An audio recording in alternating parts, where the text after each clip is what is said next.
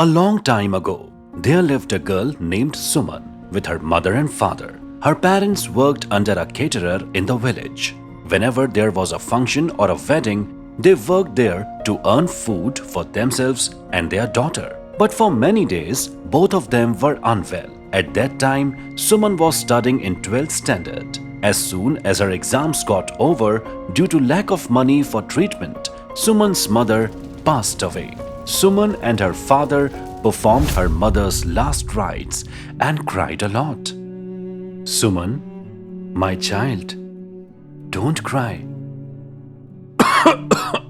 You know my health is also not good.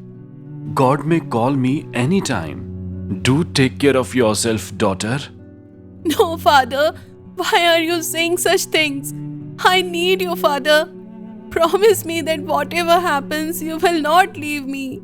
You need to promise me, Father. Please promise me. Yes, daughter. Be strong. Father, now I will take care of you. Yes. Okay, daughter.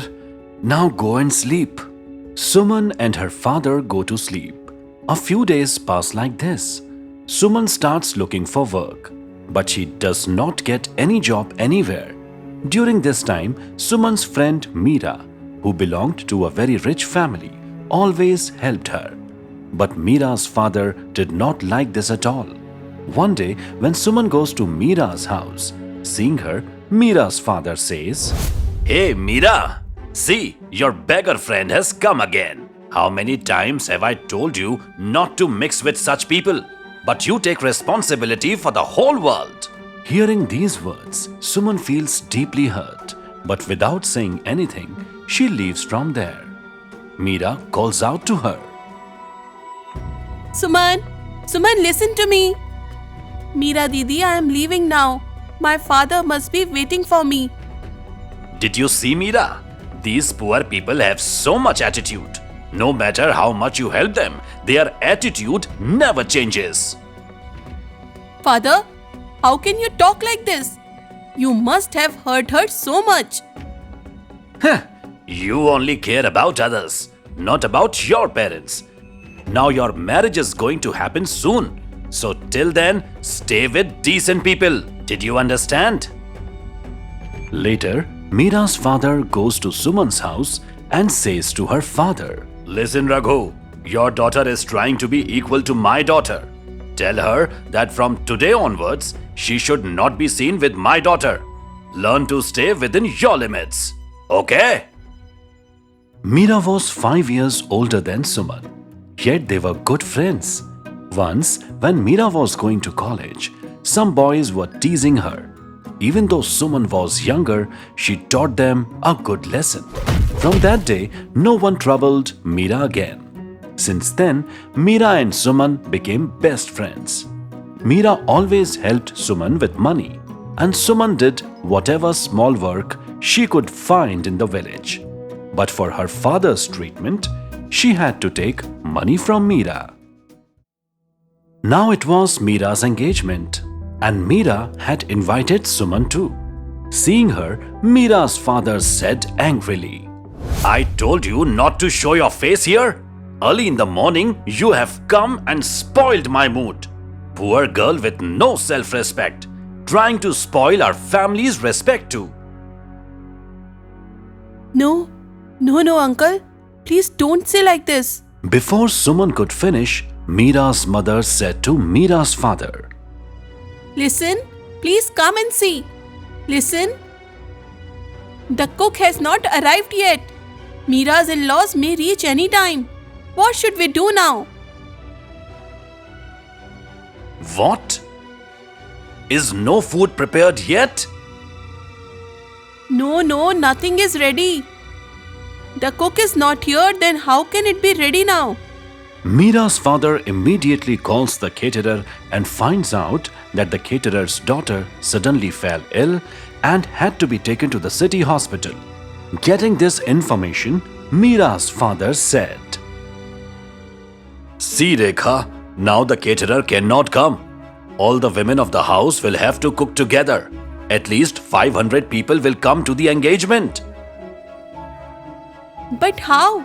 All the women are already dressed and our servants don't know how to cook such a big quantity.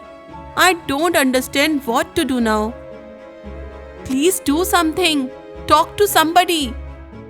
Otherwise, it would be embarrassing for us. While Rekha is talking, Suman hears everything.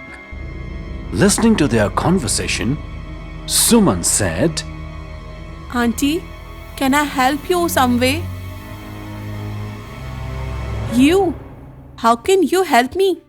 You are just a small girl. Auntie, at least we can start cooking together. Hey girl, stay in your limits. She is my wife and the village's respected lady. And you want her to work with you? Alright, Suman. Come, you can help me a little. Auntie, do not worry. Just arrange someone for making rotis and puris. See, work hasn't even started and she's already useless. I will see if I can find someone else. Auntie, you please get ready. I'll handle the food. Suman, but how can you manage it alone? Please trust me, Auntie. My parents did this work all their life. I have seen it since childhood.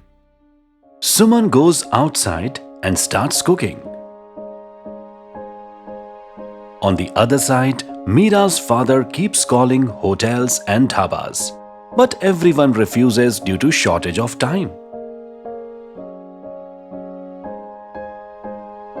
Suman quickly prepares the food and brings a plate to Rekha.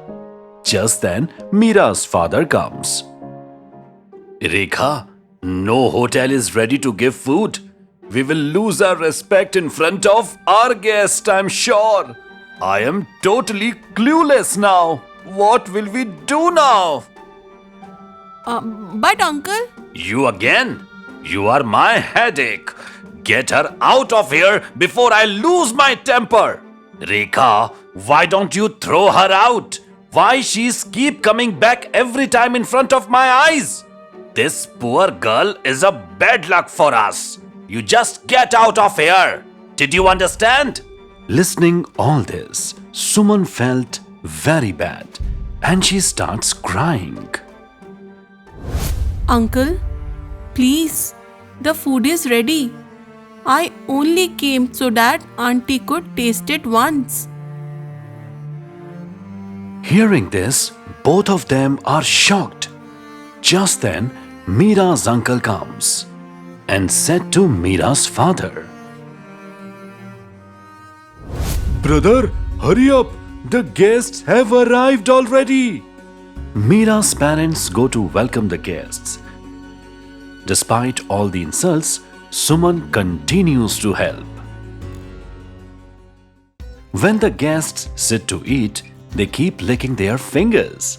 Seeing this, Mira's future father-in-law says, Wow, Samdhiji, wow!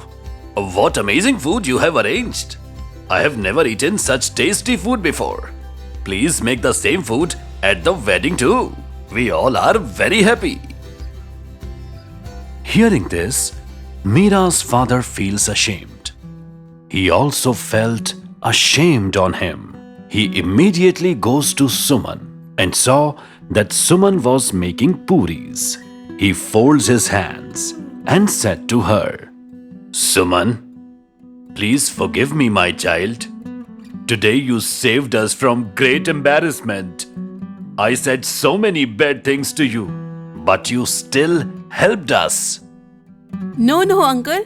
It was my duty. If my friend's engagement is there, it should be a grand celebration. Daughter Suman, please forget everything I have ever said. From today, all your responsibilities are mine. Thank you, uncle. But if you can help me get some small work, I will be very happy. I want to stand on my own feet and treat my father properly. Of course, my child. From now on, wherever there is a wedding or engagement in the village, people will call you for cooking. Your food today was so tasty that everyone kept licking their fingers. Whenever you need anything, come to me without hesitation. From today, you are my second daughter. From that day onward, Suman started getting cooking orders in every village functions. She took care of her father and continued her studies. Soon, her father recovered. In a few years, Suman completed a hotel management course and opened a big hotel of her own, along with a marriage hall. She gave employment to many people and became a respected person in the village.